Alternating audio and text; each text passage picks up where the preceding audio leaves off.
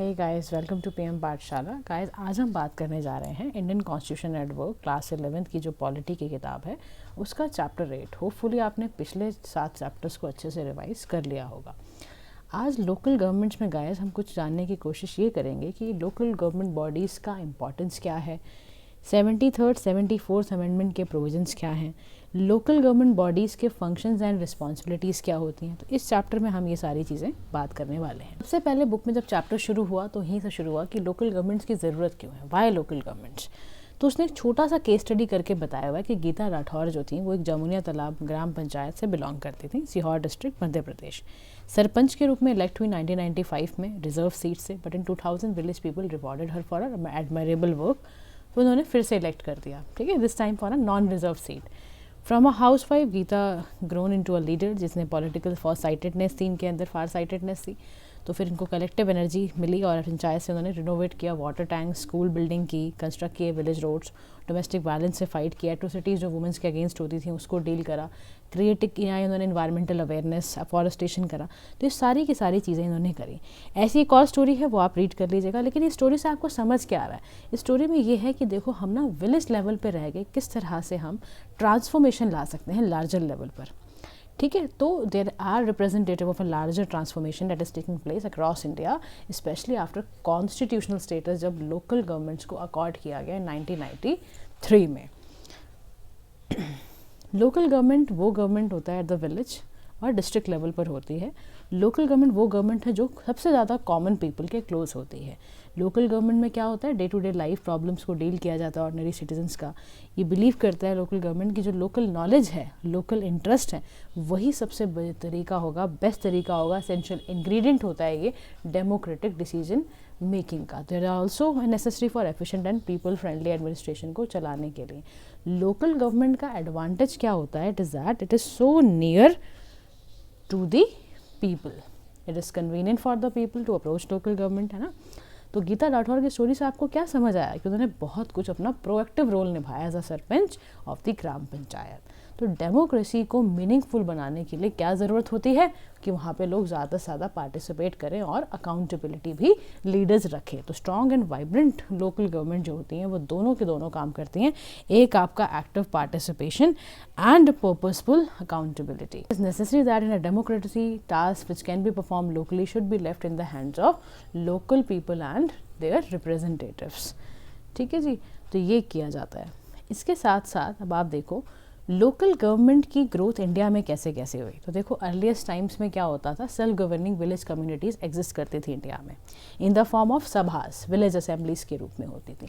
In the course of time क्या हुआ, ये लोकल बॉडीज़ एक शेप लेने लग गए पंचायत की, जिसमें कि 5% बैठते थे। पंचायत मतलब 5 से निकला हुआ, तो ये 5 लोगों की असेंबली होती थी और ये रिजॉल्व करते थे विलेज लेवल के इश्यूज़, ठीक है जी। मॉडर्न टाइम में क्या हुआ, elected local government bodies create की गई 1882 के बाद। लॉर्ड रिपन ने किया, who was the viceroy of India at that time. इन्होंने इनिशिएटिव लिया कि लोकल बोर्ड्स को स्थापित किया जाए। तो however due to slow progress नहीं हुआ उस समय पर, लेकिन फिर गवर्नमेंट ऑफ इंडिया एक्ट 1919 आया, जिसने कि विलेज पंचायत को भी इस्टेब्लिश किया नंबर ऑफ प्रोविंसेस में, और यही कंटिन्यू रहा आपका गवर्नमेंट ऑफ इंडिया एक्ट 1935 के अंदर भी। अब ड्यूरिंग इंडियन फ्रीडम स्ट्रगल क्या हुआ, महात्मा गांधी ने स्ट्रांगली प्लीड किया for decentralisation of economic and political power. तो उनका यही बिलीव था कि भाई विलेज स्ट्रेंथन करने हैं, पंचायत स्ट्रेंथन करनी है, इफेक्टिव डिसेंट्रलाइजेशन कराने की ज़रूरत है। तो महात्मा गांधी जी इस बात को बहुत अच्छे से समझते थे कि डेमोक्रेसी को ठीक से वर्क कराने का सबसे अच्छा तरीका है effective decentralisation, that is giving strong commitment towards the local government and local bodies. तो all development initiative local involvement के लिए गए, सक्सेसफुल भी रहे, पंचायत भी अच्छा काम करने लग गई। डिसेंट्रलाइजेशन का एक इंस्ट्रूमेंट है, पार्टिसिपेटरी डेमोक्रेसी का एक सबसे अच्छा उदाहरण है।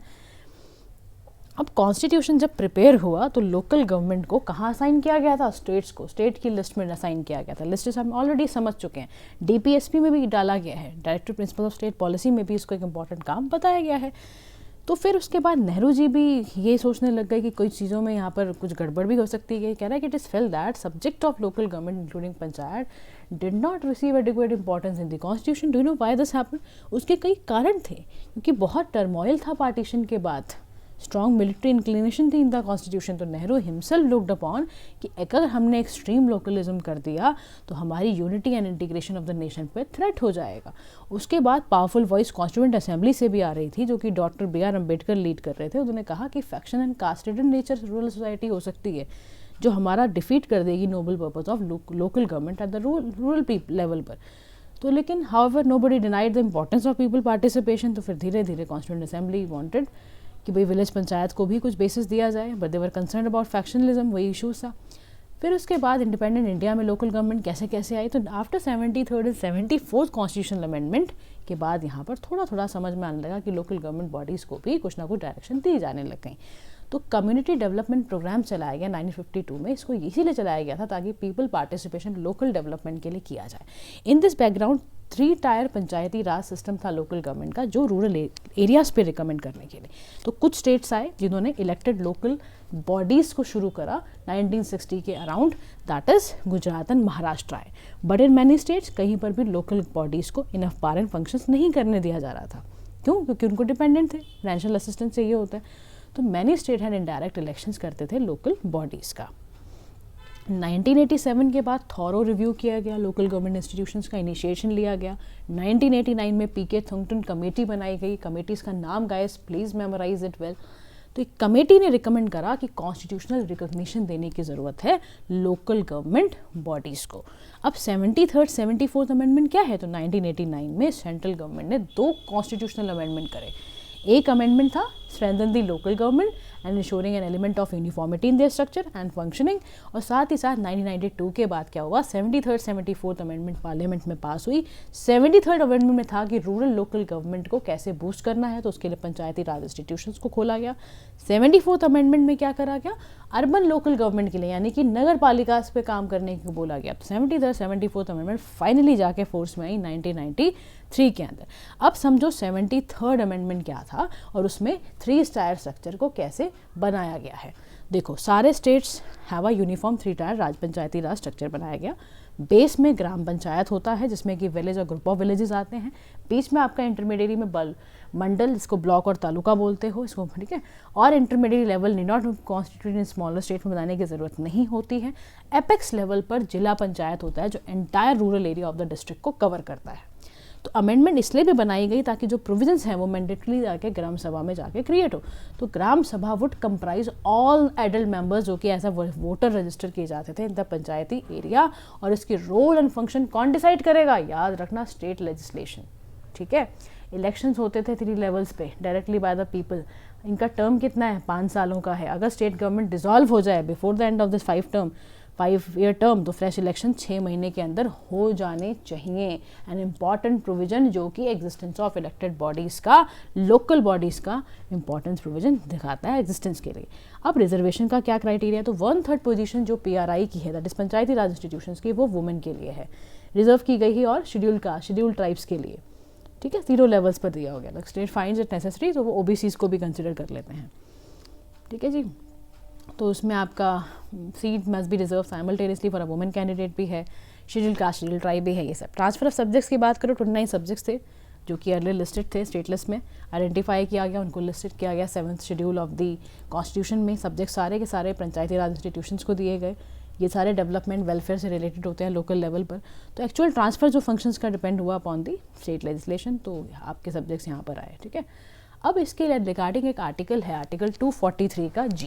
इसमें कहता है कि ये क्या बताता है, ये बताता है पावर्स, अथॉरिटी, पंचायत की रिस्पॉन्सिबिलिटीज़ क्या हैं, एंड लेजिस्लेशन स्टेट का कैसे होना है, may by law endow the panchayat such powers, ठीक है। तो 11th शेड्यूल में ये भी लिस्टेड करा गया है। तो सारी की सारी बातें गाइस यहाँ पर welfare of the local level सारा आपको दिया हुआ है। अब आगे चलते हैं।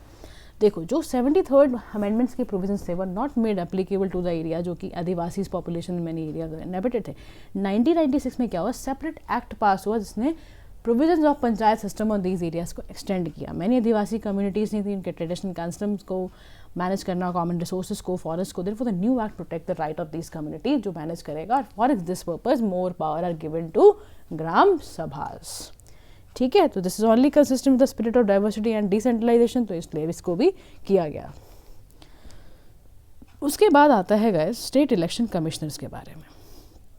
स्टेट गवर्नमेंट था, उसको रिक्वायर्ड था कि वो अपॉइंट करे स्टेट इलेक्शन कमिश्नर, ताकि वो अच्छे से इलेक्शन पंचायती राज इंस्टीट्यूशंस के करा पाए। तो किन्हीं का काम था। तो now the office of state election commissioner को क्या कर दिया गया, ऑटोनॉमस कर दिया गया, लाइक योर ईसीआई। तो ध्यान रखना, ईसीआई की तरह autonomous कर दिया। However, the state election commissioner is an independent officer and is not linked to, nor is this officer under the control of Election Commission of India। तो गलती से गलती मत कर देना, ECI के हाथ में नहीं होते हैं कहाँ के इलेक्शन, पंचायती राज इंस्टीट्यूशंस के। अब आओ स्टेट फाइनेंस कमीशन के बारे में पढ़ें। तो स्टेट गवर्नमेंट को स्टेट फाइनेंस कमीशंस भी अपॉइंट करने पड़ती हैं वंस इन 5 ईयर्स। तो कमीशन क्या करता है, फाइनेंशियल पोजीशंस को एग्जामिन करता है, लोकल गवर्नमेंट की रिव्यू करता है, कितना डिस्ट्रीब्यूशन करना है रेवेन्यू का between state and the local government of the one hand. ठीक है, तो ये इनोवेशन से क्या हुआ, एलोकेशन ऑफ फंड आसान हो गया और चलेगा स्टेट अच्छे से। आगे चलते हैं 74th अमेंडमेंट के बारे में, which is related to the nagar panchayat. अच्छा, किसी भी एरिया को हम कहें कि जी अर्बन एरिया है तो उसके लिए कुछ क्राइटेरिया होता है। सेंसस में बताया जाता है कि मिनिमम पॉपुलेशन 5000 होनी चाहिए, 75% male working population non agricultural में काम करने वाली होनी चाहिए, density of population of at least 400 persons पर स्क्वायर किलोमीटर होना चाहिए। तो as per 2011 census about 31% of India's population lives in urban areas. ठीक है जी। उसके बाद आता है आपका ये सारे के सारे फंक्शंस ना गए 73rd 74th अमेंडमेंट के, ये ध्यान रखना। ये आपके जो है ना लिस्ट किए गए हैं the 12th schedule of the constitution. Schedules please याद रखना। उसके बाद आता है 73rd 74th अमेंडमेंट का इम्प्लीमेंटेशन। तो स्टेट्स का ना 2 राउंड इलेक्शंस हुए हैं लोकल बॉडीज़ में। स्टेट लाइक मध्य प्रदेश, राजस्थान, फिर उधर 3 years में इनका इलेक्शन हेल्ड होता है। तो 73rd 74th अमेंडमेंट्स में क्रिएट इसीलिए किया गया ताकि क्या आ जाए, यूनिफॉर्मिटी आ जाए आपके पंचायती राज इंस्टीट्यूशंस और नगर पालिका इंस्टीट्यूशन में। तो प्रोविजंस हैं, reservation for women at the Panchayat and Nagar Palika has ensured the presence of significant number of women in local bodies. So as this reservation is also applicable for position of Sarpanch and Adhyakshas also. So guys, understand this thing. Sometimes this leads to tension. देखो, dominant social groups which control the village earlier do not wish to give up power, है ना। अब कई ऐसे village area में लोग थे जो इस लोकल गवर्नमेंट को फंक्शन अच्छे से करने क्यों दे, भाई पहले उनका डोमिनेंसी होती थी तो वो पूरा चलाते थे अपने थ्रू, अब वो क्यों ऐसा स्ट्रगल झेलेंगे, है ना। तो ये एक इशू आया।